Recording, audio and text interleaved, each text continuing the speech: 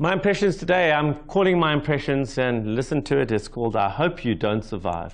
Sounds like a Gloria Gaynor kind of song in reverse.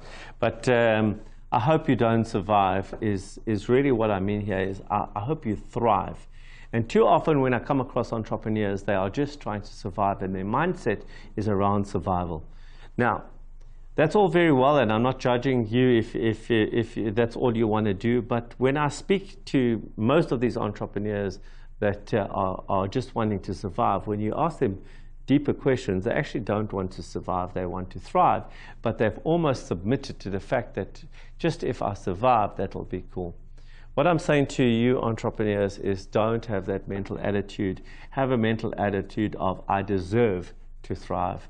Okay. So here are 5 things to think about in terms of thriving. The first question you need to ask yourself is, what does 20 times bigger than I am now look like?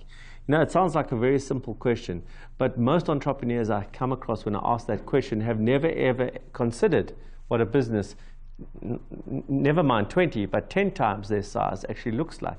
How many people are in that business? What are the structures in that business? So if you're wanting to thrive, you've got to be thinking into the future what that business will look like. So first question to ask yourself is, what does 20 times more, bigger, look like? The second question to ask yourself is, who has done that before? Very often in studio here, we have people talking about, oh, it's difficult, it's impossible. And then I ask the question, you'll hear me ask the question, but has anyone else in your industry done that? And they say, yes, they have. So if other people have done it, then it is possible for sure. Number 3 is, how do they act? Okay, how do these people act? When you meet these people who are running businesses 20 times your size, how do they act on a day-to-day basis?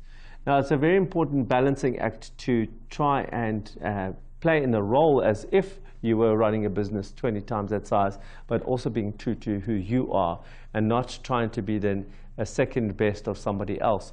So it's a very important balancing act between the two. How do they act and who are you? And make sure you can combine those. Number 4, it's never too late. It's never too late.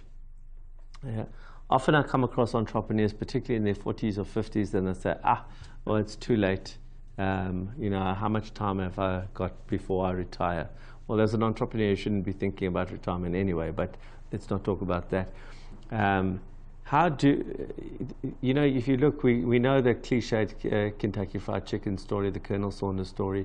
We know the story from Ray Kroc of McDonald's. Even Natie Kirsch here, who restarted in his 50s and 60s. All these people started again in their 40s, 50s, 60s. It's possible and it's probable, and you can too. So don't lean back on that excuse of it's too late. And then the final point really I want to make is that balancing act between believing that you deserve and not falling into the trap of entitled arrogance. And I see too often that entrepreneurs fall into this trap of when they are trying to act like they're confident, they actually become a little bit more arrogant, entitled and arrogant. And it's rather to err on the side of humility, but deservedness, this deep deservedness, and work on your deservedness and believe that you deserve it as much as anyone else. Well, that's it.